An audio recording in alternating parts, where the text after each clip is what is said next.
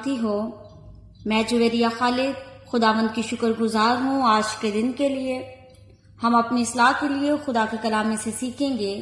پیدائش کی کتاب اس کا 3 باب اور اس کی 6 ورس میں یوں لکھا ہے، عورت نے جو دیکھا کہ وہ درخت کھانے کے لیے اچھا اور آنکھوں کو خوشنما معلوم ہوتا ہے اور عقل بخشنے کے لیے خوب ہے، تو اس کے پھل میں سے دیا اور کھایا اور اپنے شوہر کو بھی دیا اور اس نے کھایا۔ خداوند کے کلام میں یوں لکھا ہے کہ خداوند نے آدم کو منع کیا کہ تو سارے درخت کا پھل تو کھا سکتا ہے، لیکن یہ جو درخت ہے تو اس کا پھل نہ کھانا، جس دن تو اس پھل کو کھائے گا تو اس دن مر جائے گا۔ وہاں پر جو اس کی ہلاکت کے بارے میں بات کی گئی تھی وہ فزیکل نہیں بلکہ وہ فطرتی ایموشنل خدا کے ساتھ اٹیچمنٹ کی رفاقت کے بارے میں وہاں پہ بات کی جا رہی تھی۔ خدا کے کلام میں لکھا ہے کہ جب عورت نے دیکھا کہ وہ پھل عقل بخشنے کے لیے خوب ہے، اس نے خود بھی لیا، آدم کو بھی دیا اور ان دونوں نے وہ پھل کو کھا لیا۔ اور جیسے ہی وہ پھل کو کھاتے ہیں تو ان کی آنکھیں کھل جاتی ہیں۔ خداوند ہر روز شام کے وقت آدم کو ملنے کے لیے آیا کرتے تھے، اور اس روز بھی ایسا ہوتا ہے۔ خداوند آدم کو پکارتے ہیں اور کہتے ہیں کہ تو کہاں ہے؟ آدم خداوند کو جواب دیتے ہوئے فرماتے ہیں کہ میں نے جب تیری آواز سنی تو میں ڈرا، کیونکہ میں ننگا تھا اور میں نے اپنے آپ کو چھپا لیا۔ خداوند آدم سے پوچھتا ہے کہ تجھے کس نے بتایا کہ تو ننگا ہے؟ کیا تو نے اس درخت کا پھل کھایا جس کو کھانے کے لیے میں نے تجھے منع کیا تھا؟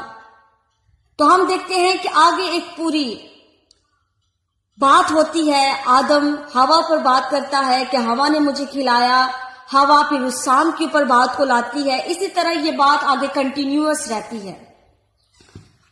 خدا کے کلام میں جو سیکھنے کی بات یہ ہے کہ آدم اور ہوا پھل تو کھا لیتے ہیں، وہ انسٹرکشن کو توڑ تو دیتے ہیں، لیکن کیا ہوتا ہے کہ گناہ کرنے کے بعد وہ اپنے آپ کو چھپا بھی لیتے ہیں۔ اکثر ایسا ہوتا ہے، بہت سارے لوگ ہیں جو بہت سارے گناہوں کو کر لیتے ہیں، لیکن کرنے کے بعد ان کے اندر ایسی کوئی معافی کی اپیل نہیں ہوتی کہ خدا کے حضور جائیں اور اپنے گناہوں کے لیے خدا سے دعا کریں، روزے رکھیں۔ وہ کیا کرتے ہیں؟ وہ اپنے آپ کو چھپا لیتے ہیں، گناہ کرنے کے بعد خدا سے دور ہو جاتے ہیں۔ جس طرح ہم آدم کی زندگی سے سیکھ سکتے ہیں، اس نے انسٹرکشن کو، اس نے خدا کے حکم کو توڑا، توڑنے کے بعد اس نے اپنے آپ کو چھپانے کی بھی کوشش کی۔ جب ہم اپنے آپ کو خدا سے چھپاتے ہیں، خدا سے دور ہو جاتے ہیں، تو خدا کی گریس ہم سے الگ ہو جاتی ہے۔